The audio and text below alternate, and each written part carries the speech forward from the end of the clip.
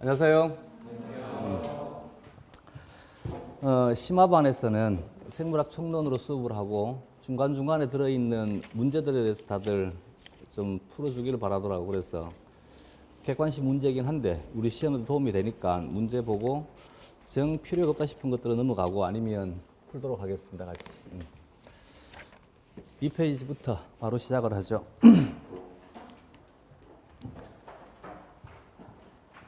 먼저 2페이지에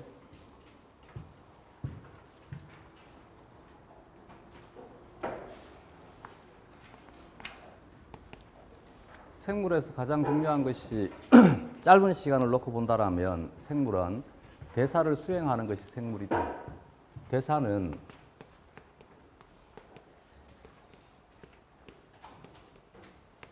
생체 내에서 일어나는 화학 반응을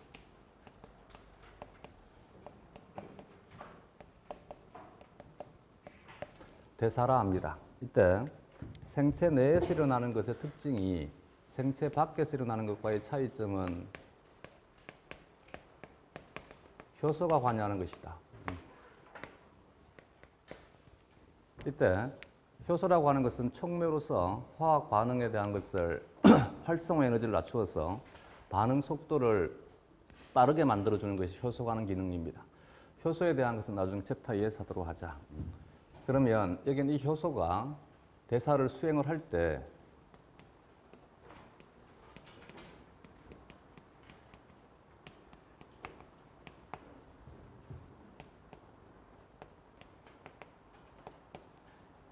효소가 기질과 결합을 해야만 됩니다. 이때 효소와 기질 간의 결합은 여기에 있는 이 화학 반응과는 차이가 있는 것이지, 화학 반응이라 하면 화학 반응은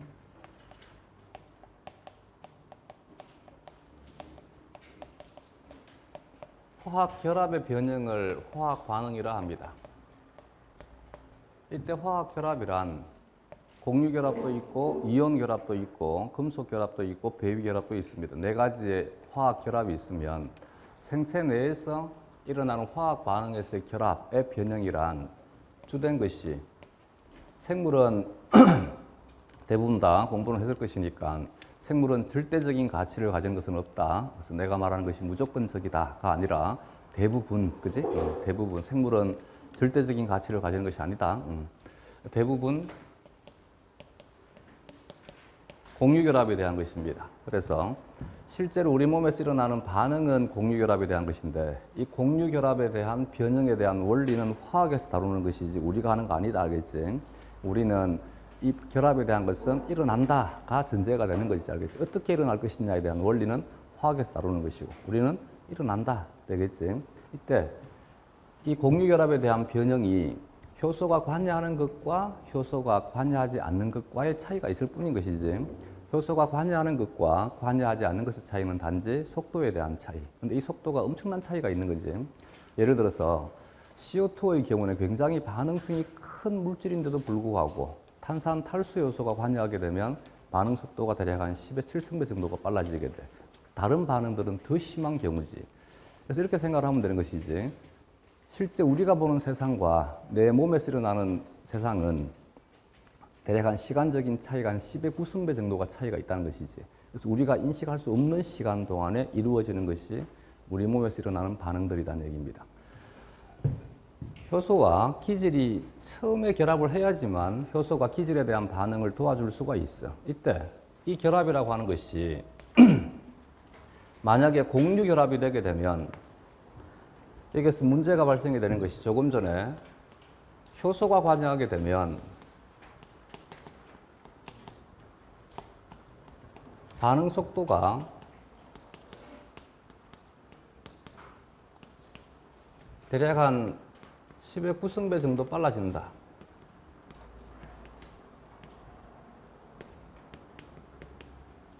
그러면 10의 9승배라고 하는 것은, 10의 9승은 1과 비교한다면 1은 아무런 의미가 없는 숫자인 것이지. 그렇기 때문에 우리 몸에서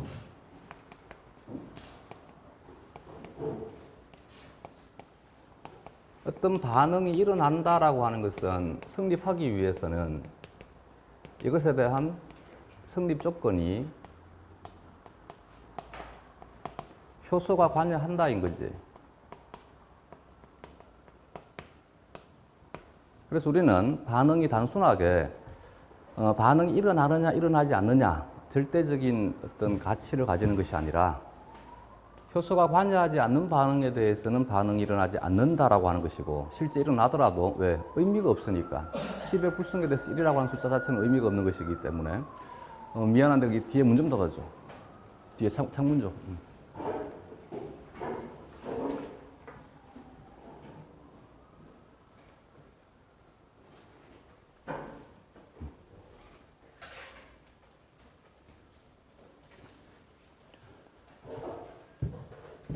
근데 효소가 개입이 되게 되면 반응이 10의 구성배 빨라지기 때문에 효소가 관여할 때 비로소 우리는 반응이 일어난다인 것이지. 그래서 앞으로 우리가 보는 책에서 어떤 일이 일어난다. 일에 대한 것은 무조건 다 효소가 개입이 되어야지만 이 일에 대한 것은 의미가 있는 것이다. 효소가 개입되지 않으면 의미가 없는 것이다. 무슨 말인지 이해가 되겠지? 그러면 여기에서 효소와 기질이 서로 결합을 한다 해서 이 결합이 만약에 이와 같은 공유결합에 의해서 결합이 된다라면 그러면 효소와 기질 간의 결합에 대한 또 다른 무엇이 있어야 돼? 또 효소가 또 있어야 되는 것이지. 그럼 그 효소와 또 기질 간에 또 결합이 또 효소가 또 필요한 거지. 말이 안 된다는 얘기지. 그래서 효소와 기질 간의 결합은 어디에서부터 시작되느냐 하면 공유결합에서부터 시작되는 것이 아니라 공유결합이 아닌 것에서부터 시작이 되게 된다는 얘기지. 그래서 공유결합이 아니다라고 해서 이름을 비공유결합이라 한 거지. 근데 이와 같은 비공유결합은 효소와 기질 간의 결합뿐 아니라 우리가 어떤 물질 간의 결합에 대한 것을 추상적으로 표현을 할 때 인식한다라고 하는 표현을 쓴단 말이지. 어떤 수용체가 어떤 신호분자를 인식한다. 어떤 세포가 어떤 세포를 인식한다. 혹은 면역계가 감염원을 인식을 한다. 이때 이 인식이라고 하는 것도 결국은 물질 간의 결합을 우리는 인식을 한다는 얘기지. 이때 일어나는 이 결합 또한 마찬가지. 처음 결합은 어디에서부터 시작을 할 수밖에 없어. 비공유 결합에서부터 시작되는 것이지. 되겠지. 물론 효소가 기질과 결합을 할 때 비공유 결합을 통해서 결합을 한다는 것이지 비공유 결합만 허용이 된다는 얘기는 아니지. 그지? 효소가 기질과 결합을 하게 되면 처음 결합은 비공유 결합인데 효소와 기질 간의 공유 결합이 형성이 될 수 있다. 그지? 이 정도는 기본적인 상식으로 알고 있겠지. 그래서 비공유 결합을 항상 생물학에서는 먼저 얘기를 하는 것입니다. 이때 참여하는 비공유 결합이 교재에 정리가 되어 있듯이 예전에는 우리 몸 자체가 물이니까 친수성 인터랙션에 대해서 굉장히 중요하게 생각을 했었어요. 수소결합이라든지 같은 원리에 의해서 이루어지되 얘는 부분 전하 간에 이루어지는 정전기적 인력이면 전하 간에 이루어지는 정전기적 인력을 이온 인터랙션이라고 하는 것이지. 이온 인터랙션이기 때문에 화학적인 개념은 실제는 이온 상호작용이라고 번역을 해야 됩니다. 이온 본도와는 다른 것이지 이온 결합과는 달라. 뼈는 이온 결합이지만 실제 우리 몸에서 일어나는 인터랙션은 이온 인터랙션인 것이지, 그지? 그래서 얘는 정확한 개념을 쓰게 되면 이온 상호작용인데 생물에서는 이온 결합이, 이온 인터랙션이 보통 하나만 관여하는 것이 아니고 너무나 많이 관여를 하기 때문에 강한 결합을 형성할 수 있다 해서 이온 결합이라 하는 것입니다. 또 하나가 소승 인터랙션이 있으면 예전에는 잘 몰랐기 때문에 여기다가 반데르발스 인력을 같이 넣어서 보통 비공유 결합을 하게 되면 이렇게 네 가지 요소, 수소 결합, 이온 결합, 소승 인터랙션, 반데르발스 인력. 그 중에서 이 1번과 2번에 대한 것은 너무나 중요하게 취급을 한 거지. 근데 조금 이제 화학적인 지식이 많아지다 보니까 뭔가 좀 문제가 있더란 얘기지. 여기에는 수소 결합이나 이온 결합과 같은 경우에 이들은 멀리 떨어져 있는 분자를 서로 끌어당기는 힘은 안 된다는 얘기지. 얘는 부딪혀야지만 뭐가 되는 거야? 결합을 할 수 있는 것이지. 부딪혔을 때 결합할 수 있는 것이 수소 결합과 소승 인터랙션이라는 얘기야. 근데 실제로 물질들을 분자들을 물 속에다가 집어넣게 되면 실제 이들이 충돌하는 확률보다 더 빠르게 결합을 하고 있다는 얘기지. 이렇게 충돌하는 확률보다 더 빠르게 결합한다는 얘기는 누군가가 서로 합쳐주고 있다는 얘기지. 그래서 요즘은 이들에 대해서 더 많이 관심을 가지는 거지. 소수성 인터랙션이라고 하는 것은 끌어당기는 힘이 아니고 뭐지? 소수성 인터랙션은 배척하려고 한 청력이야. 물로부터 배척당하는 힘이 소수성 인터랙션이 되게 돼. 물로부터 배척당하다 보니까 서로 뭐 할 수밖에 없어. 만날 수밖에 없는 거지. 그래서 물의 활성이 강해지면 강해질수록 이들에 대한 결합은 더 강해지는 거야. 되겠지. 물의 활성이 강해지면 이들에 대한 결합은 강해질 수가 없는 거지. 왜? 물이 작용해버리기 때문에 깨트려버리는 것이지. 그래서 끓이면 어떻게 돼? 수소결합 깨져버리지. 이온 인터랙션 뭐가 되게 돼? 깨져버리게 되지. 근데 뭐는 더 강해진다고? 소수성 인터랙션은 더 강해지는 것이지. 그래서 이들이 서로 모일 수 있도록 만들어주고 모이기 때문에 원자나 분자가 서로 가까이 접하면 형성되는 인력이 반데르발스 인력인 것이지. 반데르발스 인력은 결국은 이것을 분리하는 것은 별로 그렇게 바람직하지 않다는 얘기지. 그래서 요즘은 함께 취급을 해주는 거야. 소수성 인터랙션이 일어나면서 이들이 결합되어 있을 수 있는 힘은 누구에 의해서? 반데르발스 인력에 의해서. 되겠지.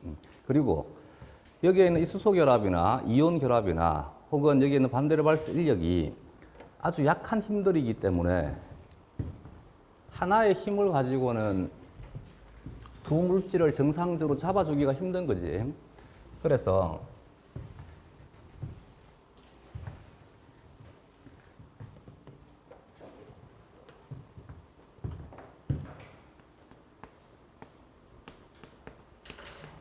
마무리하면 생체 내에서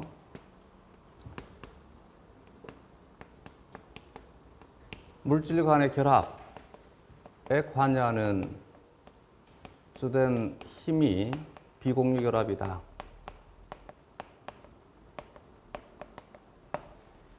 비공유 결합에 의해서 결합이 형성이 되기 위해서는 많은 수의 결합이 참여해야만 된다.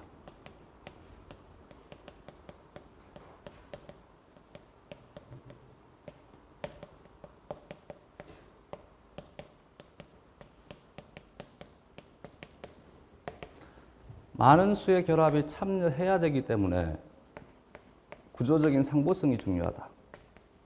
혹은 입체적인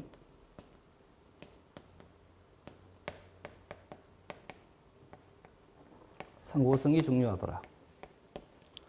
이게 물질 간의 결합 특이성을 설명해 주는 것이지.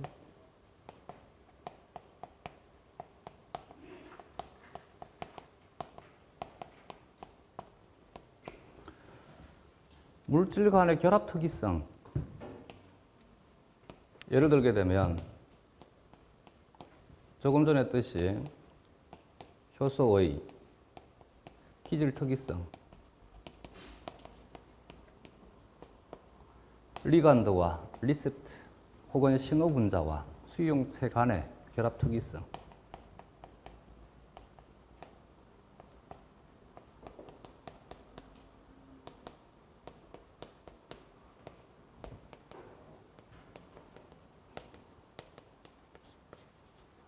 또 예를 들게 되면 항체와 항원의 결합 특이성.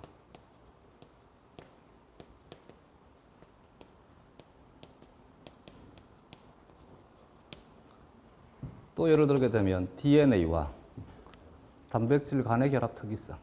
전부 이와 같은 비공유 결합이 참여하기 때문에 구조적인 입체 구조에 대한 상보성이 중요하다는 얘기지. 되겠지. 이 입체 구조에 대한 상보성이 서로 상보적이 되고 결합을 했었을 때 형성되는 주된 결합 자체가 수소 결합이라든지 혹은 이온 인터랙션이 주로 관여를 하더란 얘기야. 수소 결합이 관여를 하기 때문에 기본적인 상식.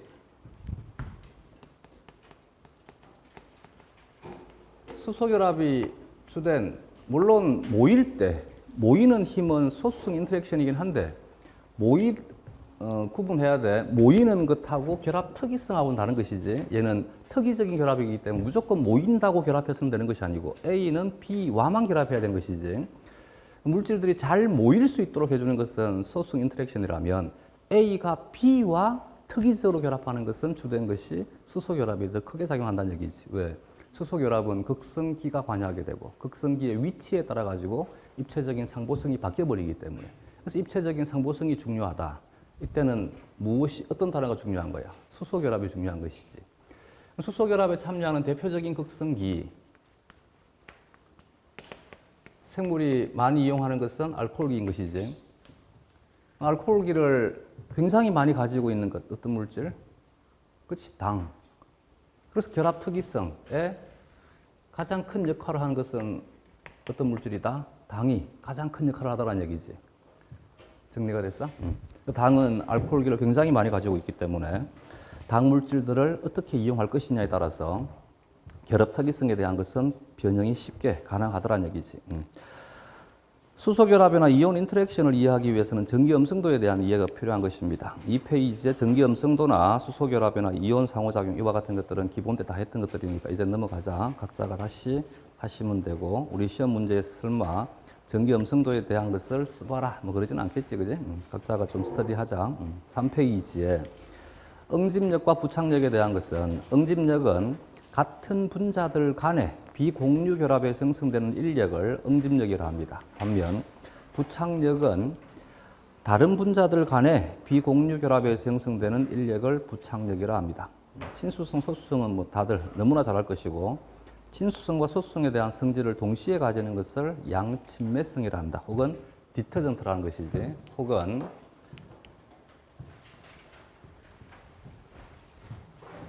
이와 같은 디터전트 세제, 계면 활성제라 하는 것입니다.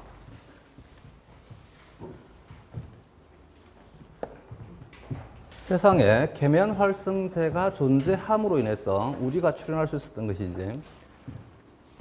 물 속에 계면 활성제가 들어가게 되면, 디터전트가 들어가게 되면 친수성은 당연히 물과 접할 것이고 소수성은 물로부터 배척당하니까 친수성 반대편에 소수성 영역들이 존재할 것입니다. 이와 같은 것이 이렇게 물 표면에 막을 형성할 수 있다. 이게 우리가 사용하는 세제를 물에다가 그냥 방류했었을 때 물이 오염되는 원인이 되는 것이지. 이렇게 물 표면에 막을 형성해 버리니까 산소가 용해되지 못한다. 산소가 용해되지 못하니까 물 속에 DO 값이 감소가 되게 되고 물이 썩는다가 되는 것이지. 그지?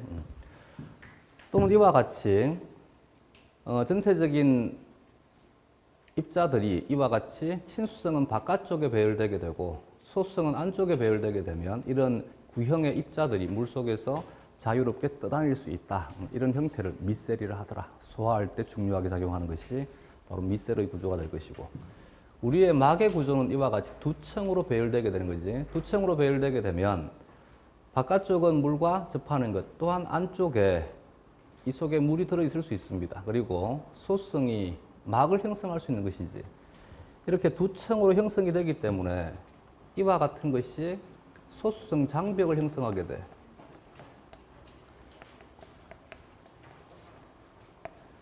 소수성 장벽을 형성을 하니까 외부와 이 속에 갇혀있는 용액을 서로 격리시킬 수 있다는 얘기지.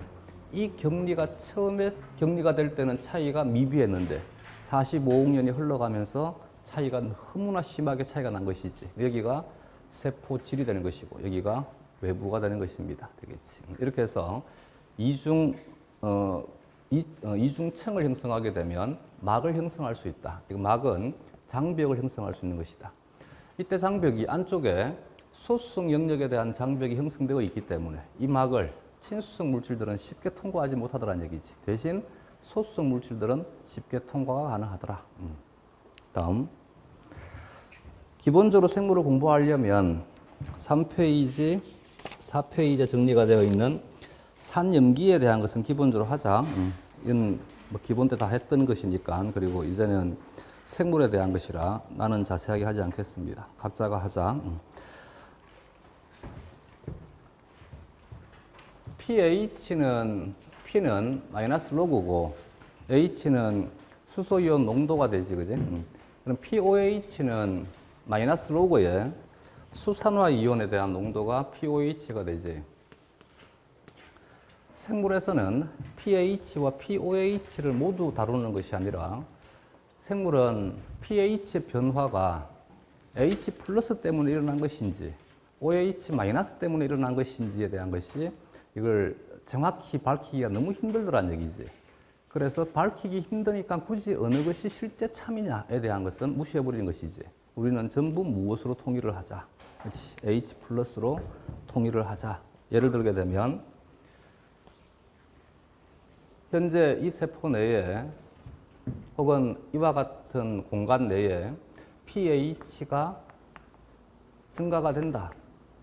pH가 증가가 되는 방법은 수소이온이 밖으로 빠져나가는 것도 가능하고 수산화이온이 들어오는 것도 가능하다. 또는 반대로 여기 이 공간에 pH가 감소가 되는 것은 수소이온이 들어오는 것도 가능하고 수산화이온이 나가는 것도 가능하다. 이때 수소이온이 이동할 것인지 수산화이온이 이동할 것인지 왜 플러스를 적지? 마이너스. 수산화이온이 이동할 것인지에 대한 것은 아직까지는 측정이 불가능하다는 얘기지. 나는 단지 pH 미터를 꽂아가지고 뭐만 할 뿐이야. pH에 대한 측정만 한다는 얘기지. 예전에 동물세포학은 이것을 중심으로 이론들이 발달하게 되고 식물세포학은 이것을 중심으로 이론들이 발달하게 된단 말이지. 지금은 그냥 굳이 어느 것이 참이냐 구분하지 말고 통일하자. 뭐로 통일하자? 수소이온으로 통일하자. 그렇다면 굳이 우리는 개념을 이것을 쓸 이유가 없는 것이지. 이해가 되겠지? 그래서 아직도 잔재가 남아있어. 식물생리학이라든지 식물세포학을 보게 되면 이동이 이것을 가지고 설명한단 말이지. 이거 두고 아니 이 책에 이렇게 나와 있는데 그러지 말자 알겠지? 그 확인 안 된다. 그래서 OH-인지 H 플러스인지는 알 수 없다 알겠지? 그러다 보니까 해리상수에 대한 것도 개념을 쓸 때 물론 실제 반응은 해리 반응이 아닌 것이지. 기본할 때 얘기를 했듯이 생물에서는 무엇이 중요하다 그랬어? 이게 중요하다 그랬지. 알짜 반응. 알짜 반응이 중요하다. 실제 반응은 산이 물과 반응하는 거지. 산이 물과 반응을 하게 되면 얘는 짝 염기의 형태가 되게 될 것이고 얘가 H3O 플러스가 되게 돼. 이게 실제 반응인 거지, 그지?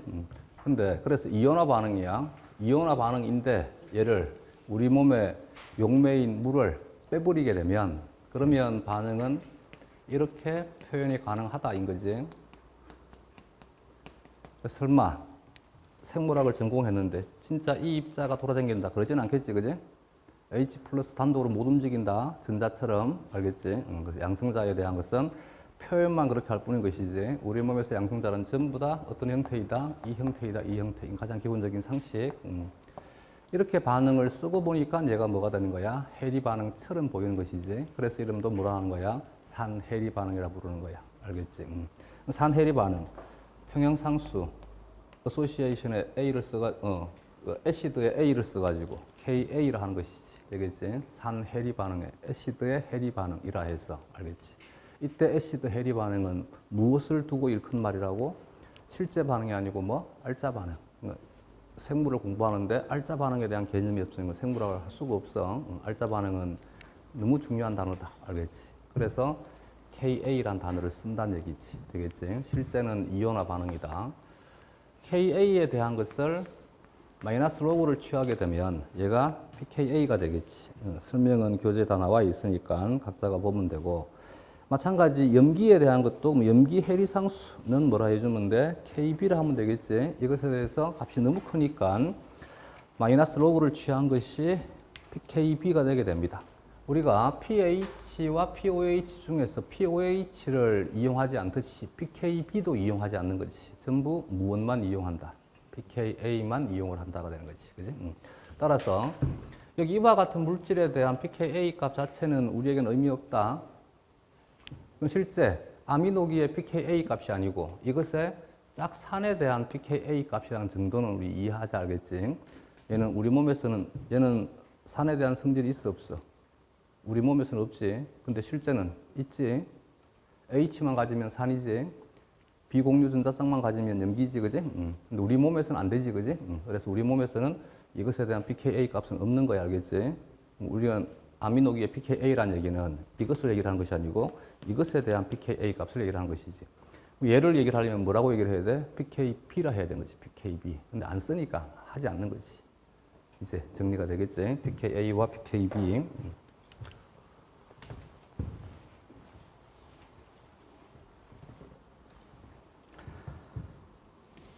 4페이지 그림 1-3에 있는 것은 참고하면 되는 것 같고 5페이지에 완충 용액이나 완충 작용을 굳이 지금 이 시간에 뭐 내가 할 이유는 없겠지.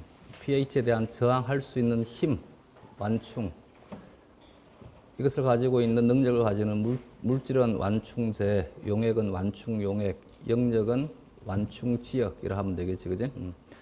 3번에 보게 되면 핸더슨 하셀발리식은 뭐 문제가 좀 너무하긴 하던데 그냥 쓰라라고 하는 것이 나왔단 말이지. 외우지 알겠지? 유도하라, 다행히 유도하라는 안 나왔으니까 혹시 모르니까 유도하라가 나올 수 있으니까 한번 유도는 해봐, 알겠지? 유도는 해보고 유도된 식에 대한 것만 우리는 기억을 할 수 있으면 됩니다. 핸더슨 하셀발리식은 pH가 pKa 플러스 로그에 HA의 H는 말 그대로 수소고 A라고 하는 물질이 애시드지, 애시드. 애시드의 A, H는 수소의 H.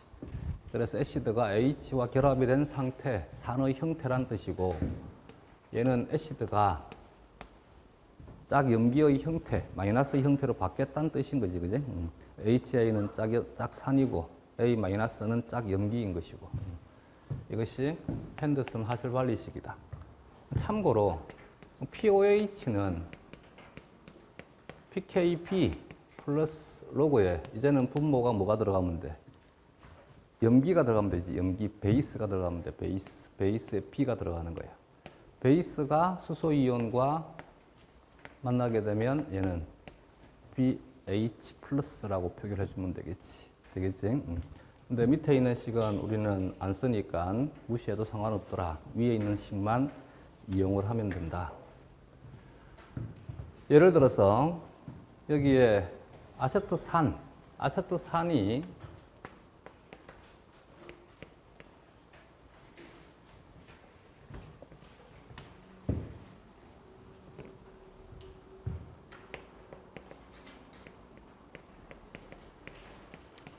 pKa 값이 4.8이다. 얘는 아세틱 애시드지, 그지?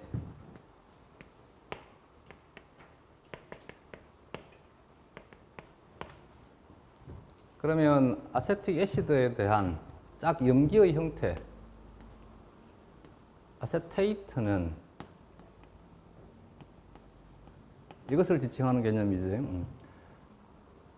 그 정도는 기본적인 상식으로, 그지? 얘는 산에 대한 의미인 것이고, 얘는 이것에 대한 짝염기, 그지? 염에 대한 의미지, 그지? 아세틱 애시드와 아세테이트는 다른 개념이야. 다른 개념인데 우리는 그냥 구분하지 않고 사용을 할 뿐인 것이지. 여기는 이 형태가 짝염기, 이 형태가 짝산. pKa 값이 4.8. 예를 들어서 내 몸의 세포의 pH가 현재 7.2. 그러면 세포 내에서 아세트산은 어떤 형태로 존재할 것이냐? pH가 pKa 플러스 로그에 7.2가 pKa 4.8 플러스 로그에 산의 형태 분의 염기의 형태. 그러면 이들 값이 얼마를 만족한다? 2.4를 만족한다. 2.4를 만족하니까 얘가 1이 있을 때 얘가 10에 2.4승만큼 존재한다. 되겠지? 그래서 우리 몸에서 주로 존재하는 형태는 어떤 형태이다? 아세테이트의 형태로 존재한다. 인 것이지. 그지? 그렇기 때문에 이미 우리는 pH라고 하는 것이 변수가 아니라 고정된 상수이기 때문에 개념을 어떤 걸 쓰든지 간에 상관없다는 거지. 왜? 어떤 걸 쓰든지 간에 우리 몸은 둘 다가 존재하고 이때 어떤 형태로 주로 존재한다? 그치? 아세테이트 형태로 주로 존재한다가 성립하니까. 그래서 앞으로 우리는 글을 적을 때 산에 대한 형태나 이것에 대한 염에 대한 형태에 대해서 굳이 구분하지 않더라. 그지? 글루탐산이라 하는데 사실은 우리 몸에서 글루탐산의 형태가 아니라 글루탐산염의 형태로 존재하는 것이지 글루타믹 애시드의 형태가 아니라 글루타메이트의 형태로 존재한단 말이지. 그치? 이것은 이제 서로 간에 그냥 허용되는 수준인 것이지. 정리가 되겠지? 다음, 나머지 밑에 있는 것은 각자가 읽어보면 될 것 같고 6페이지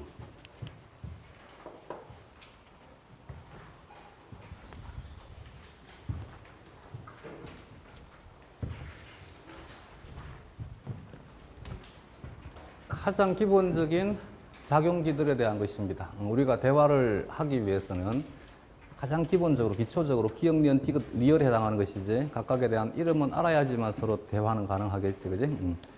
OH, 하이드록실기, 알코올기 이 물질을 가지는 것을 알코올이라 합니다. 알코올. 그래서 우리 몸을 구성하고 있는 주된 영양소, 3대 영양소로 하게 되면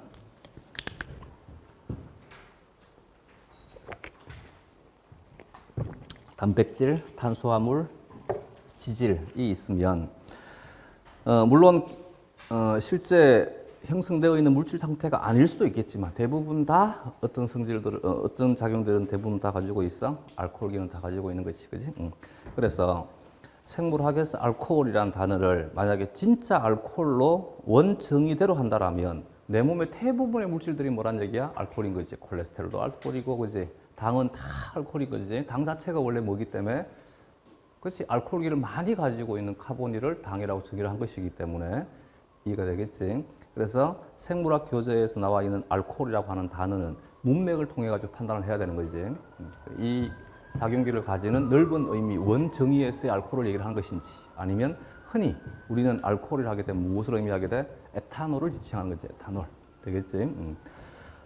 그래서 기본할 때 수없이 얘기했듯이 우리는 생물은 과학에서 수리적인 영역에 해당하는 것이 물리라고 한다면 수리적인 영역이기 때문에 이들은 뭐가 중요한 거야? 법칙, 일반화가 중요한 것이지. 근데 언어적인 영역에 해당하는 것이 생물이더라는 얘기지. 언어에 대한 것은 단어가 통일되게 되면 언어가 아니지. 이해가 되겠어? 통일되지 않는 것. 그래서 동의어가 많을 수밖에 없는 것이고 이종, 동명도 많고 동종, 이명도 많더라는 것이지. 또한 생물은 일반화가 아니라 그랬지, 그지? 생물의 경우에는 다양성이 특징이다.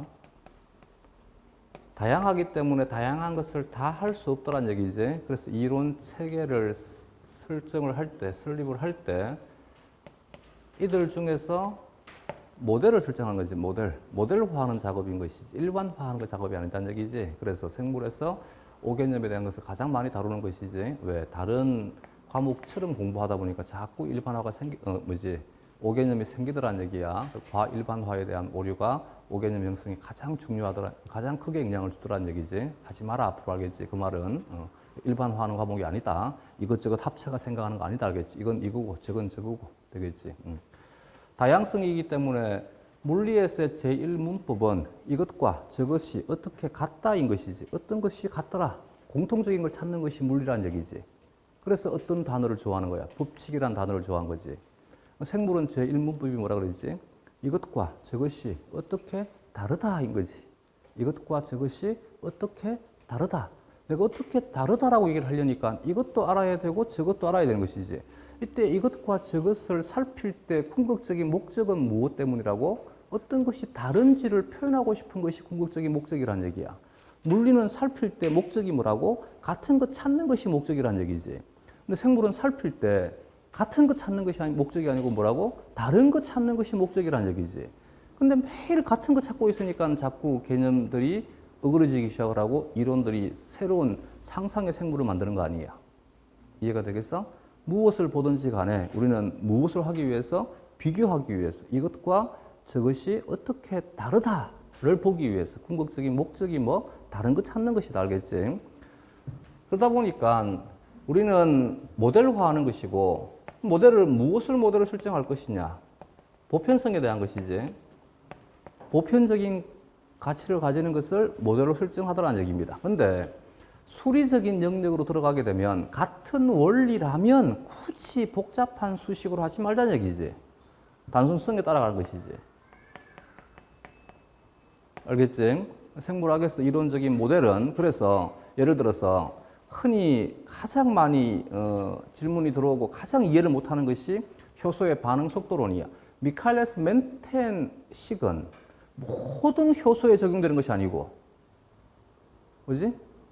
가장 극단적인 단순화된 형태인 거지. 근데 그걸 가지고 실제에다가 자꾸 적용을 해서 왜 이래요? 말이 안 되는 거지. 생물의 기본을 모르고 있는 거야, 알겠지? 무슨 말인지 이해가 되겠어? 우리가 하고 있는 수리적인 영역은 뭐라고? 실제가 아니야, 알겠지?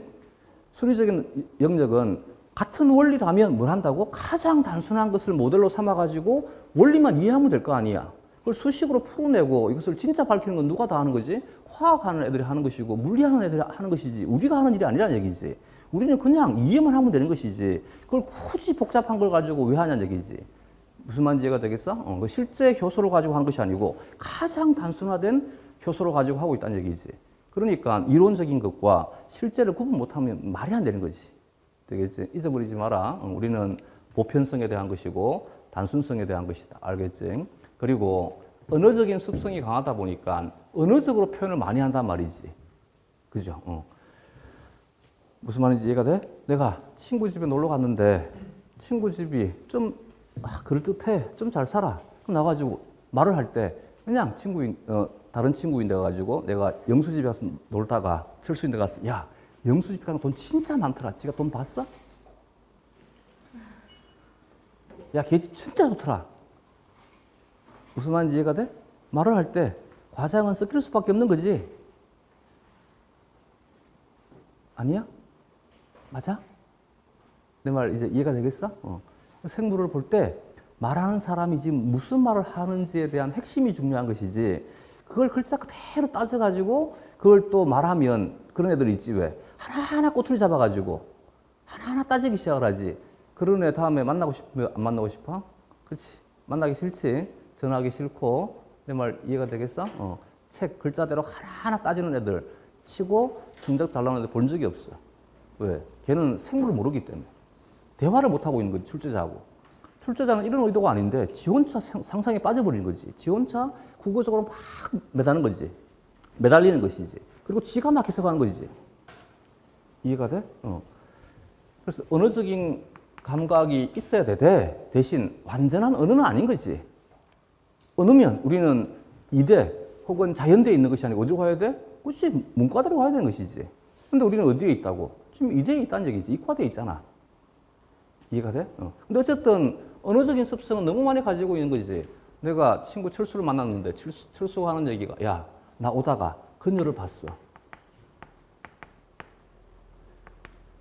여기에서 이 그녀가 세상 모든 여자겠어?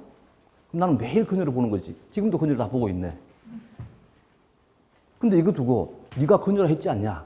그건 지 생각이잖아. 철수는 영희를 봤다라고 나에게 얘기를 했는데 내가 영숙이인데가 따지는 거지. 네 철수 봤다며. 왜 안 봤다 그랬어? 영숙이는 무슨 말인지 모르는 거지. 철수인데 가가지고 다시 따지는 거지. 야, 네 영숙이 안 봤다며. 근데 왜 봤다 그랬어? 내가 언제 봤다 그랬어? 이거지. 이해가 돼? 그래서 알코올. 되겠지 이제. 책에 나와 있는 알코올. 그녀야, 그녀. 알겠지? 그녀. 모든 알코올이 아니고 뭐를 얘기한다고? 에탄올. 이제 이해가 되겠지? 그래서 그녀와 여자와 이해가 되겠어? 여자와 철수가 말하는 그 여자는 구분할 수 있어야 되겠지. 언어적인 감각인 거지. 이걸 나는 이렇게 읽었어. 그러니까 틀린 거지. 이해가 돼? 나는 이렇게 생각해. 그러니까 틀린 것이지. 오늘부터 지금이라도 만약에 시작하지 않았다면 앞으로 나는 이렇게 했어요. 나는 이렇게 생각했어요. 라는 말 절대 내한테 하지 마라. 알겠지? 내 생각은 이래. 란 말 자체를 하지 마라. 우리 생각 아무 의미 없다. 알겠지? 그래서 진짜 언어가 되려면 문학이라고 하는 것은 저자도 중요하고 독자도 중요하지. 문학의 3도 요소에 속하지 않나 독자가? 맞아? 그지?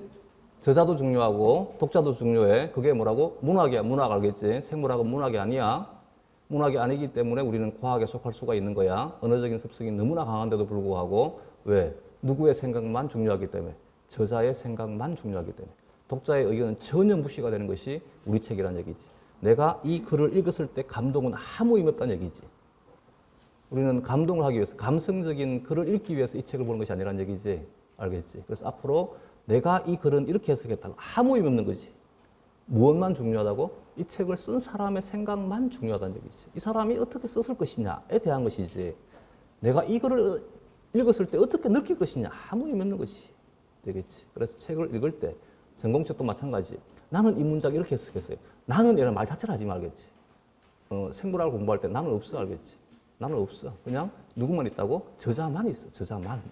저자가 이렇게 쓰면 그냥 쓰는 거야 알겠지. 똑같은 거지. 내가 중국어를 배워. 중국에 가가지고 누군가가 중국어로 얘기를 하고 있는데 거기다 대고 내가 말하는 거지. 왜 거기서 그 단어를 쓰냐고. 그냥 쓰는 거지. 이해가 돼? 무슨 말인지? 얘를 처음에 이름을 지을 때 묵인데 얘가 흰색 희한한 묵이 만들어진 거지. 그래서 뭐라 했는 거야? 백묵이라 한 거지. 백묵이라는 단어 처음 들어봐? 분필을 백묵이라 하잖아. 어른들이 한자로 백묵. 묵인데 묵. 갈아가지고 붓글씨 쓸 때 그 쓰는 그 묵. 알겠지? 그 묵인데 흰색 묵이라 해서 얘를 뭐라는 거야? 백묵이라 했단 말이지. 그럼 얘가 백묵이면 얘는 정묵이냐고. 얘도 그냥 백묵이라 한다는 얘기지. 근데 이거 두고 왜 백묵이야? 얘는 붉은색인데. 왜 생물을 못하는지 알겠어? 이해가 되겠어 이제? 이런 거 보고 나는 정묵이라 할래. 그럼 얘는 난 청묵이라 할래. 이거 지 생각인 거지 이제. 얘도 백묵이고 얘도 백묵인 거지. 여기다 대고 아니 백색이 아닌데요. 말이 안 되는 거지 이제. 이해가 되겠어? 이게 고등학생들이나 특히 중학생들이면 이 생각 자체를 안 해. 근데 대학생이 되다 보니까 이제 하기 시작하는 거지. 왜? 지가 개입하고 싶은 거지. 지가 개입을 해가지고 이 개념에 대한 형성에 내가 참여하고 싶은 거지. 습관을 길들여야 알겠지. 나는 이렇게 생각한다. 안 하면 돼 알겠지.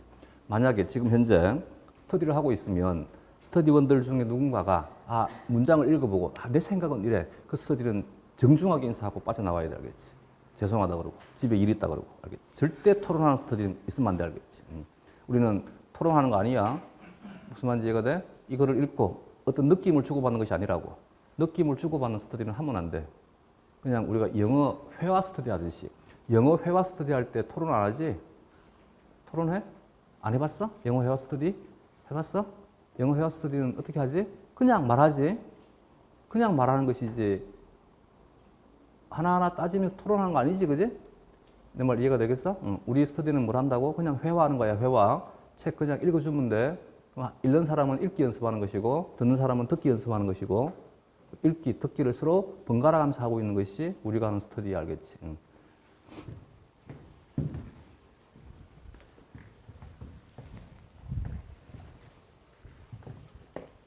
그래서 이런 단어 조금 이제 극복하자. 알코올은 얘만 가지면 다 알코올, 하나를 가지면 모노알코올, 두 개를 가지면 디올, 세 개를 가지면 트리올, 네 개를 가지면 테트리올. 근데 우리가 교재에 흔히 서술하고 있는 알코올 그러면 좁은 하나를 지칭할 때 근열을 받다 해서 그 근열은 뭐라고? 에탄올을 지칭하더라는 얘기지. 알코올이 산화가 되게 되면 카보닐이 됩니다. 카보닐. 카보닐은 다시 1번 탄소의 알코올이 산화가 되게 되면 얘는 알데히드가 되지. 2번 탄소의 이상의 알코올이 산화가 되게 되면 얘는 케톤이 되게 됩니다. 알데히드는 다시 한 번 더 산화가 가능한 것이지. 카보닐이 산화가 되게 되면 카복실이 되게 됩니다. 카복실. 카복실기를 가지는 것을 카복실산이라 합니다. 얘는 알코올은 알코올인데 얘도 알코올이야. 알코올은 알코올인데 O 대신에 뭐를 가지고 있어? S를 가지고 있는 S알코올인 것이. 그렇지. 황알코올. 다른 말로 설파이드를기. 혹은 한글로 황알코올이라 하더라. 황알코올에 대한 물질들은 접두어를 쓸 때 사이올을 쓰거나 티올, 사이올을 쓰거나 혹은 멀캅토나 사이올을 쓰더라. 불러줄 때는 티올, 사이올이라 불러주면 되고 접두어를 쓸 때는 멀카토나 사이올을 쓰면 됩니다. 되겠지? 얘도 알코올은 알코올인데 N-알코올인 거지. 질소알코올. 질소알코올을 다른 말로 뭐라고 불러? 아미노라는 거지. 아미도. 되겠지? 아민. 아민에서 연결어 오를 집어넣어가지고 아미노라는 거지. 물질의 이름은 아민. 얘를 작용기는 아미노기라는 것이지. 이게 우리 글이 아니기 때문에 오는 어떤 불편함인 것이지. 생물학이든 화학이든 한국에서 만든 학문이 아니고 다른 곳에서 만들어진 학문을 우리가 배우는 것이기 때문에 그들의 글자를 수용할 수밖에 없고 그들의 어떤 글에 대한 체계가 우리하고는 다른 거지. 우리는 만약에 아민이라고 하는 글자와 기라고 하는 글자를 붙이면 그냥 뭐라 하면 돼? 아민기라 하면 되는데 이놈들은 이렇게 안 하더란 얘기지. 그냥 막 붙이는 것이 아니고 어떤 것은 떼고 어떤 것은 새로 집어넣고 그냥 못 오는 것도 같이 붙어서 못 오는 것도 있고 같이 붙일 수도 있고 뭐 우리하고는 다르더란 얘기지. 그래서 아민에다가 기를 그냥 붙이는 것이 아니고 얘를 또 어떤 건 떼고 어떤 건 집어넣고 그래서 집어넣을 때 오를 집어넣어서 뭐라 한다고? 아미노가 된 것이지. 얘는 인산기, 포스포릴기. 얘는 메틸기. 얘는 에틸기. 얘는 페닐기. 이 정도는 기본적으로 다 알고 있겠지, 그지? 얘는 무수결합에 생성되는 기본적인 작용기. 카복실이 여기는 암모니아 혹은 아미노와 반응을 하게 되면 여기는 이 구조를 아마이드라 한 거지. 아미드는 우리식 이름인 거지. 아미드기. 아미드에다가 기를 붙인 것이지. 근데 저놈들은 또 그래 안 하더란 얘기지. 아미드를 하지. 아미드 뒤에다가 바로 그룹을 붙이지 않고 여기다가 또 중간에 연결을 집어넣더란 얘기지. 그래서 뭐가 된 거야? 아미도가 된 거지. 연결을 O를 집어넣었으니까. 아미드는 이 물질에 대한 이름. 이 뒤에다가 합성어가 붙어버리니까 그냥 못 붙이니까 뭐를 집어넣었다고? O를 집어넣어가지고 아미도라는 거지. 아마이드, 아미도 되겠지. 아마이드를 생화학에서는 뭐라고 불러? 펩타이드라는 거지. 펩타이드 되겠지. 아마이드, 유기화학, 펩타이드, 뭐 생화학. 얘는 참고하면 되고 얘는 에스트지. 에스트는 카복실이 무엇과 반응한 거야? 알코올과 반응한 거지. 그지? 카복실이 알코올과 반응을 하게 되면 얘를 에스트. 그래서 산과 알코올의 무수 결합을 에스트라는 것입니다. 에스트. 알겠지? 얘는 있어. 에테르. 에테르는 알코올과 알코올이 무수 결합을 형성한 것이 있어가 되겠지. 에테르. 되겠지? 만약에 여기 이 자리에 S가 와. S가 오게 되면 카복실이 알코올은 알코올인데 누구와 반응을 했어? 황알코올과 반응한 것이지. 그래서 얘를 뭐라 하는 거야? 황에스테를 하는 거지. 황에스트. 사이오에스트가 되는 거지. 되겠지? 얘는 여기 이 자리에 OH가 아니고 NH2가 반응한 거지. 그래서 카복실이 알코올은 알코올인데 아민과 반응하게 되면 얘가 뭐가 된다고? 아마이드가 되는 것이 되겠지. 아마이드도 그럼 결국은 에스테르와 같은 성질을 가지고 있는 것이지. 되겠지? 근데 여기에 카복실이 이제 참여하지 않고 카복실 대신에 인산이 참여를 해. 인산이 알코올과 반응을 하게 되면 얘는 에스트는 에스트인데 참여한 것이 인산이기 때문에 이름을 뭐라 불러? 인산 에스테르, 포스포 에스테르를 하는 것이지. 에스테르는 에스테르인데 인산이 참여했다 해서 포스포 에스테르. 개념 어렵지 않지? 되겠지? 얘는 산과 산이 카복실과 카복실이 반응한 것이지. 이와 같은 것을 산 무수물기라는 것입니다. 인산 무수물기는 참고하면 되고 그 다음에 나와 있는 것이 뭔가 순서가 좀 바뀌어 있나? 이미다졸기는 참고하면 될 것 같고 얘는 두 산이 결합을 하되 같은 종류의 산이 아니고 다른 산이 결합을 했는 것. 혼합 무수물기를 하면 되고 조금 전에 했지. 사이오에스테르. 얘는 이황화 결합, 디설파이드, 이황화 결합. 얘는 인산 무수물기를 하면 되는 것입니다. 만약에 여기가 있는데 S만 있어? 뭐라 하면 돼? 황이스가 되는 거지. 사이오이스가 되는 거지. 되겠지. 티오 에테르가 되는 거지. 되겠지. 얘는 알코올과 누가 반응한 거야? 티올이 반응한 것이니까. 사이올이 반응한 것이니까. 되겠지. 다음 6페이지부터 정리가 되어 있는 비타민에 대한 것은, 바이타민은 너무나 이제는 잘 알 것이니까 각자가 한 번씩 쭉 읽어보고 정리를 하면 될 것 같다. 비타민 B12가 나오게 되면 나중에 소장에서 다시 할 것입니다. 얘는 같이 연관되는 개념이 우리 몸에서는 위의, 그치, 부세포, 벽세포에서 분비가 되는 내인성 인자, 내인자가 떠올라야 돼. 내인성 인자 기능이 뭐다? 회장에서 비타민 B12의 흡수를 촉진시키는 것이다.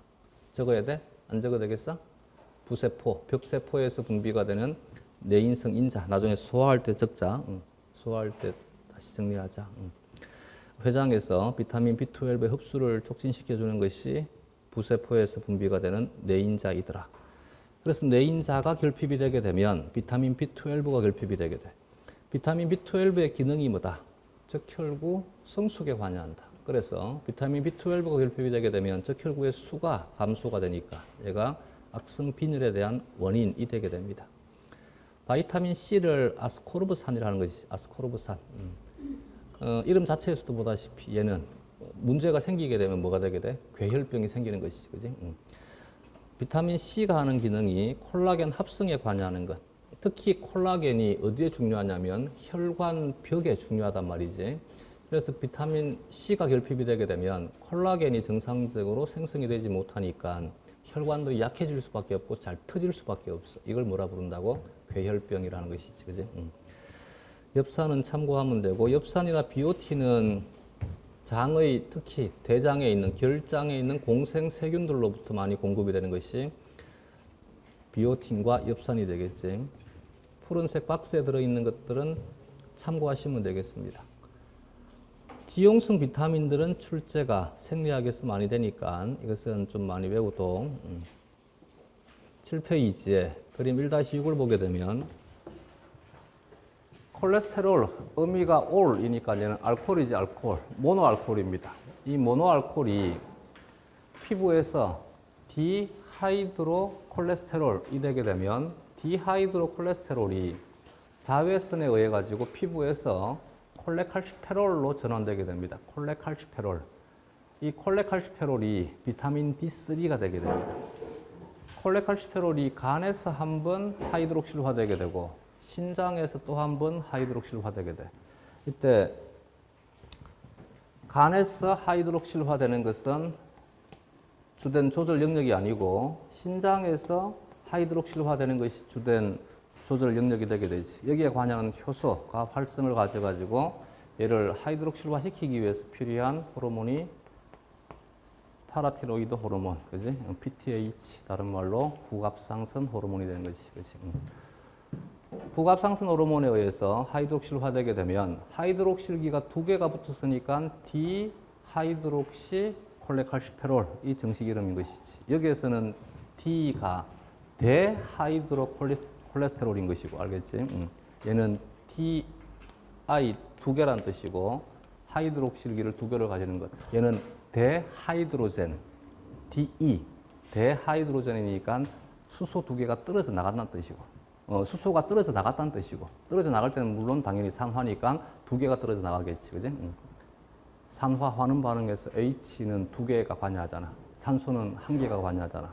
전자가 몇 개니까 두 개가 항상 같이 움직이니까. 맞아? 화학 옛날 생각나? 여기는 D 하이드록시니까 하이드록시 알코올 두 개를 가진다는 뜻인 것이지. 알코올 두 개를 가지는 콜레칼시페롤, 디하이드록시 콜레칼시페롤이 정식 이름인 것이고, 알겠지? 유기화학은 이렇게 이름이 너무 길면 대신에 또 다른 이름을 만들어줘. 콜레칼시페롤, 칼시트리올. 잘못 적었다.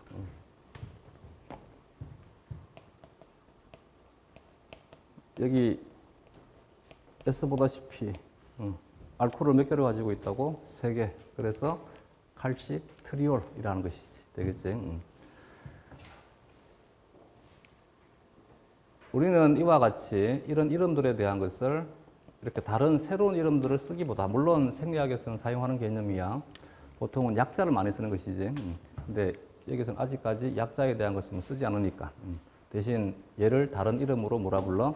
활성 비타민 D라 부릅니다. 활성 비타민 D. 알겠지? 다 동의하지? 디하이드록시콜레칼시페롤, 활성 비타민 D, 혹은 칼시트리올. 전부 동의어다. 이런 이름들은 그냥 한번 해보는 것이고, 우리에게 중요한 것은 이 이름들이 중요한 것이 아니고 이것에 대한 기능 자체가 중요한 것이지. 그지? 활성 비타민 D 나중에 생리학할 때 하자. 주된 기능이 어디에 강하게 작용한다 그랬지? 소장. 그지? 물론 소장에만 작용한다 아니다. 신장에도 관여하고 뼈에도 관여를 하더라. 근데 가장 활성이 강한 곳이 어디라고? 소장이 가장 활성이 강하더라. 소장에서 칼슘과 인산의 흡수를 촉진시키는 것이 칼시트리올이 하는 기능이다. 다음. 글은 7페이지에 있고 그림은 8페이지에 있습니다.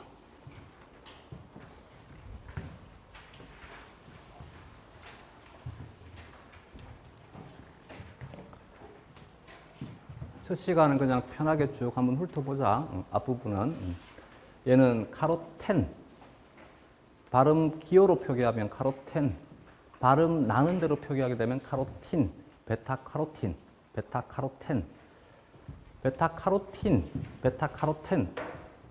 E를 표기할 때 E는 E로 표기하니까 발음 기호로 표기하면 카로텐인데 지들이 발음할 때는 카로틴이라고 발음을 하잖아. 발음 나는 대로 쓰게 되면 카로틴인 것이고 발음 기호로 표기하게 되면 카로텐인 것이고 그래서 베타카로텐, 베타카로틴 같은 말이라고.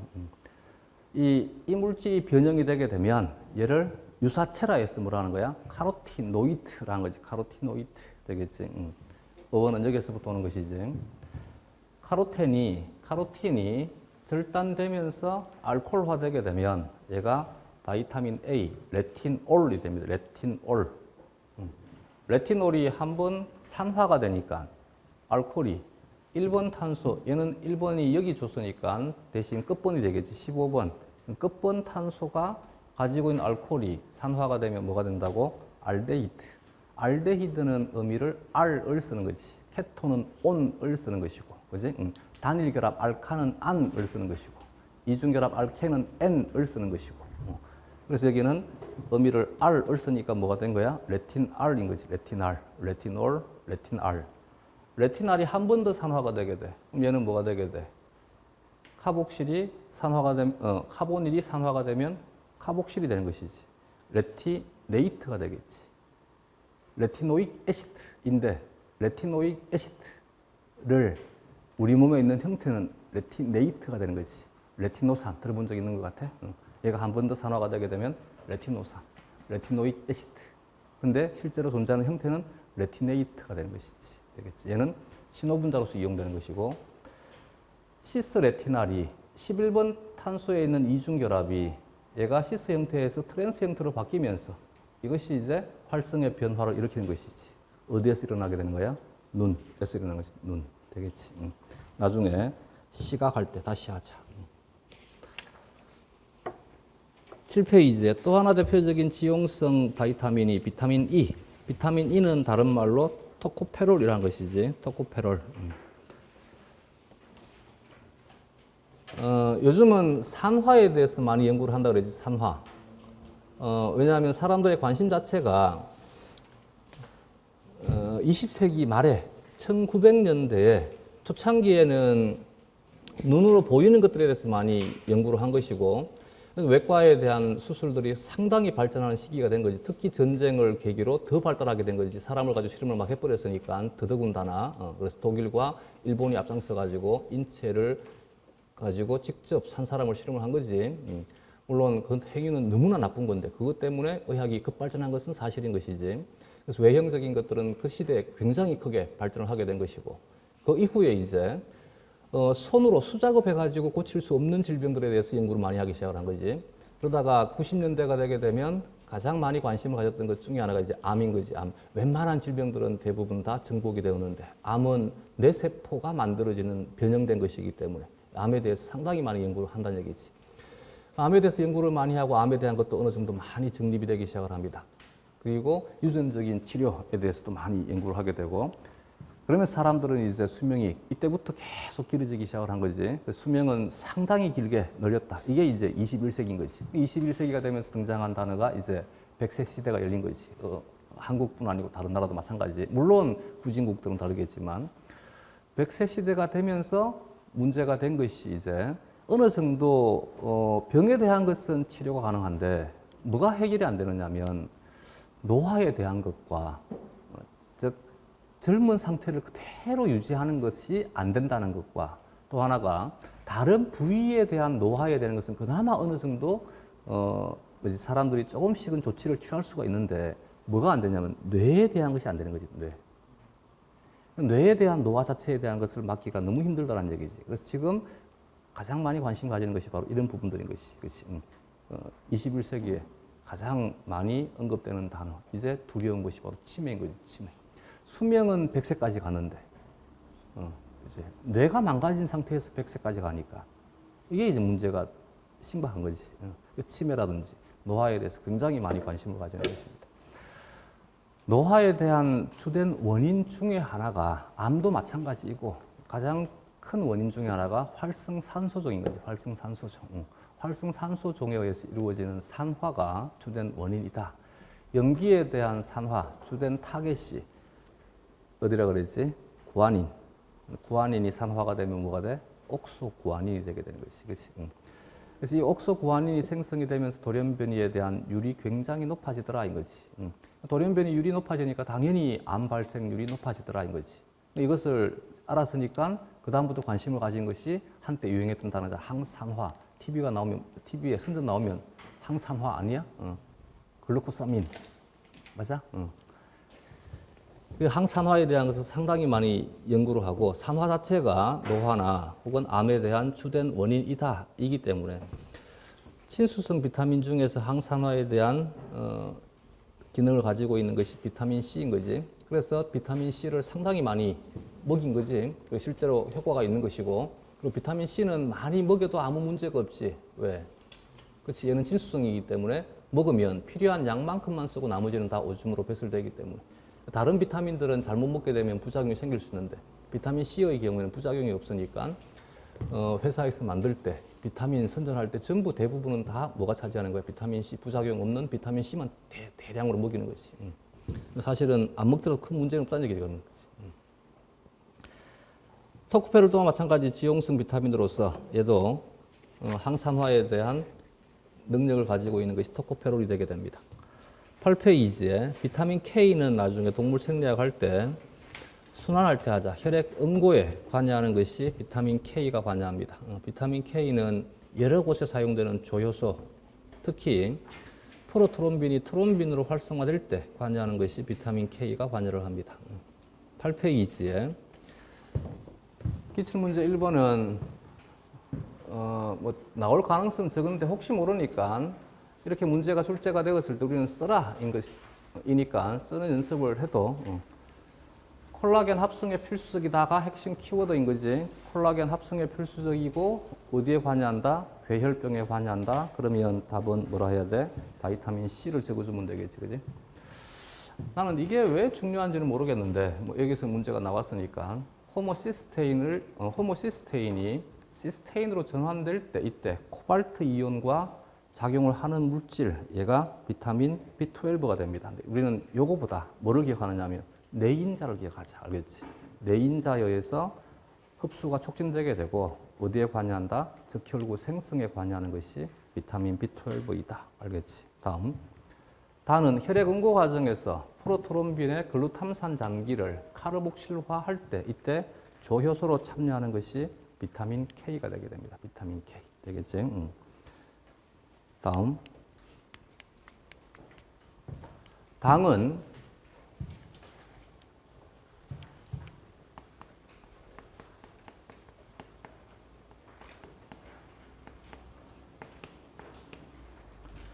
탄수화물과 당은 동이어야 알겠지? 탄수화물, 다른 말로 당. 당은 기본 당에 대한 것은 정의가 명확합니다. 기본 당은 정의가 명확한데 당은 정의 자체가 너무나 불명확합니다. 당, 단백질, 지질은 경계를 정확히 끊기가 힘들다는 거지. 왜냐하면 당이라고 하는 것은 기본 당의 변형 물질들을 일컬어서 당이라는 것이기 때문에. 그럼 기본 당의 변형, 어디까지를 기본 당의 변형이라는 것이냐. 사람마다 생각이 다 달라버린 거지. 단백질도 마찬가지인 거지. 단백질도 순수한 단백질은 너무 명확한 정의이지. 표준 아미노산들이 중합체를 형성한 것이 뭐가 되게 돼? 기본 단백질인 거지. 근데 우리가 흔히 얘기하는 단백질이란 기본 단백질의 변형체를 다 단백질을 하는 것이기 때문에 어디까지를 볼 것이냐는 얘기지. 지질은 기본 지질 자체의 정의 자체가 사람마다 달라. 그래서 지질 자체는 원래부터 모호한 개념인 것이. 어디까지를 지질을 할 것이냐. 이건 우리가 정의할 수가 없는 것이지. 화학에서도 정의가 안 되고 있으니까. 어떤 놈들은 이렇게 얘기를 하고, 어떤 놈은 또 저렇게 얘기를 하고. 알겠지?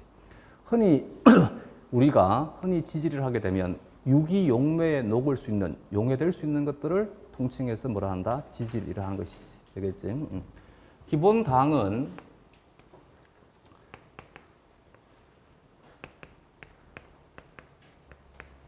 폴리하이드록시 알데히드, 얘를 알도오즈로 하는 것이고,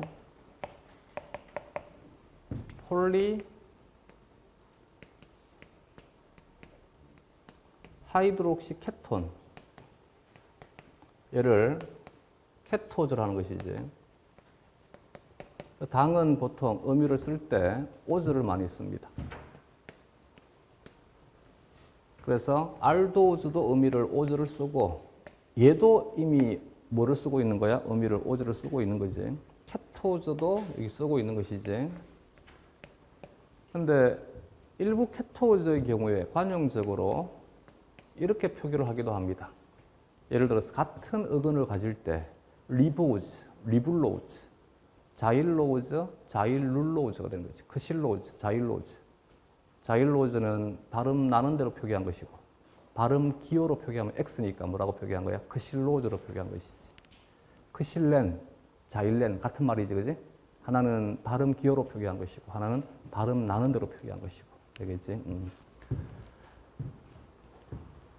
기본 당에 대한 변형 물질들을 통칭해서 탄수화물이라 한다. 얘는 글자 그대로 여러 개의 알코올기를 가지고 있는 알데히드이거나 여러 개의 알코올기를 가지고 있는 케톤, 즉 합쳐서 얘기하게 된 폴리하이드록시 카보닐인 것이 당이더란 얘기지, 그지? 이 당이 탄소가 몇 개가 있느냐? 3개가 있으니까 3개, 트리오즈. 4개가 있으니까 테트라, 테트로즈. 5개가 있으니까 펜토즈. 6개가 있으니까 헥소즈. 7개면 헵토즈. 뭐 기본 됐던 것들이라 굳이 판사 안 해도 되겠지. 한글로 번역을 할 때는 3탄당, 4탄당, 5탄당, 6탄당, 7탄당. 되겠지?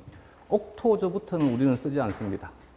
세상에 존재하지 않는다가 아니라 옥토즈부터는 우리 몸에서 안 만들어진다는 얘기지. 자, 여기에서 우리 몸에서 안 만들어진다. 왜 안 만들어져?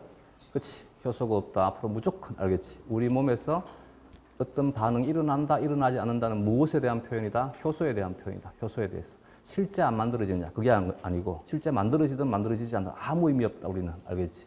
효소가 없으면 뭐라고 표현한다? 없다라고 표현한다. 그래서 우리는 옥토조라는 단어를 안 쓰는 거지. 얘는 알도우즈이고, 그지? 카보닐이 알데히드이니까 알도우즈이고, 그리고 3탄당. 두 단어를 합쳐가지고 합성으로 만들어주니까 뭐가 된 거야? 알도 트리오즈가 된 거지. 얘는 케토즈이고, 트리오즈이니까 합쳐가지고 합성으로 뭐를 만들어준 거야? 케토 트리오즈. 너무 쉽지, 그지? 여기는 이 물질은 기본형을 뭐를 둘 것이냐? 이건 우리가 하는 것이 아니고 그들이 두는 거야, 알겠지? 기본형을 뭐를 뒀냐면 여기를 환원된 형태를 둔 거야. 얘가 환원되게 되면 기본형이 뭐가 되게 돼? 트리올인 글리세롤이 된 거지, 글리세롤. 글리세롤이 산화가 되어서 알데히드가 된 거야. 그래서 이름을 글리셀 알데히드라 한 거지. 되겠지? 얘는 기본형을 뭐를 둔 거야? 아세톤을 둔 거지. 여기 알코올을 H로 바꾸게 되면 아세톤인 거지. 아세톤이 여기가 둘 다 O가 들어와가지고 두 개의 알코올이 형성되었다 해서 이름을 하이드록시 아세톤이 있는 것이. 그치? 되겠지, 이제? 얘는 탄소를 4개를 가지고 있으니까 테트로즈. 테트로즈인데 알도즈이니까 이름을 뭐라 한 거야? 알도 트리오즈. 알도 테트로즈. 얘는 케토즈니까 케토 테트로즈. 너무 쉽지, 그지? 얘는 구체적인 이름이 에리트로즈. 에리트로즈의 케토즈라 해서 에리트룰로즈. 얘는 어근을 같이 쓰고 있는 거지. 무조건 같이 써야만 되는 것이 아니야, 알겠지? 같이 쓸 때 이렇게 오즈, 울로즈로 표현을 하더란 얘기지. 근데 생물학에서 가장 많이 등장하는 당, 글루코즈.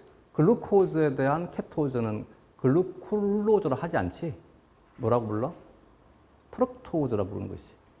알겠지? 그래서 우리는 명명에 대한 것을 배워가지고 우리가 명명하는 것이 아니고 명명에 대한 것을 배워가지고 그들이 명명한 것을 이해하는 것이지. 여기서는 왜 이렇게 안 써요? 라고 하면 안 돼, 알겠지? 그냥 안 쓰더라, 인 거지. 이 말이 이해가 돼? 그래서 명명에 대한 것을 배우는 이유는 그들이 어떻게 개념을 쓰는 것을 이해를 하는 것이지, 우리가 개념 형성에 참여해가지고 여기 또 이것을 적용을 해야만 돼. 울로즈를 써야만 돼. 그게 아니란 얘기지. 그지? 얘는 트레오저이고, 마찬가지. 얘도 마찬가지 전부 알데히드를 가지고 있으니까 뭐가 돼? 알도우즈. 근데 탄소가 몇 개가 있어? 5개가 있어. 그래서 이름을 알도 펜토우즈. 알도 펜토우즈에서 얘가 기본형입니다. 효소를 이용하지 않는 상태에서 포름알데히드 농축액을 가지고 당을 만드는 데 성공을 했습니다. 이것 때문에 아마도 초기 원시 지구에서 효소를 이용하지 않는 반응을 통해서 당은 만들어질 수 있다가 증명이 되게 됩니다. 그때 만들어지는 당 중에 가장 많이 만들어지는 당이 육탄당의 디글루코즈가 가장 많이 만들어지게 됩니다. 이게 가장 안정한 구조가 되기 때문에. 알겠지? 5탄당 중에서 가장 안정한 구조는 얘가 됩니다. 얘가 가장 많이 만들어지게 됩니다. 그래서 5탄당은 우리가 뭐를 기본형으로 쓰고 있는 거야? 리보오즈를 먼저 만들지. 이걸 가지고 다른 물질들을 변형을 시키잖아. 6탄당은 뭐를 먼저 만드는 거야? 포도당을 먼저 만드는 거지. 왜? 원래 우리는 여기에서부터 출발했기 때문에. 그래서 내 몸에서 6탄당의 기본형은 포도당인 것이고 5탄당의 기본형은 리보오즈가 되는 것이. 리보오즈의 얘는 케톤이니까 이름을 뭐라 하면 돼? 케토펜토즈. 케토펜토즈가 리보오즈의 케토즈가 되니까 의미만 바꿔주면 되지. 뭐라 한 거야? 리블로우즈가 된 것이. 울로즈를 적어가지고. 얘는 크실로즈. 크실로즈에다가 의미를 바꿔주니까 뭐가 되는 거야? 크실룰로즈가 된 것이. 되겠지. 얘는 번호에 대한 것도 마찬가지. 그냥 습관에 대한 것이지. 이건 어떤 수리에 대한 것이 아니야. 숫자만 나온다 해서 수리로 착각하면 안 돼.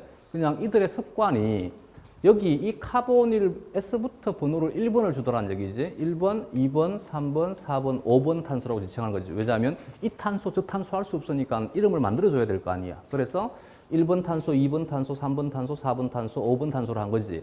또는 개념을 쓸 때 여기에는 이 작용기를 기준에 두게 되면 이 작용기가 붙어 있는 탄소를 알파 탄소로 하는 거야.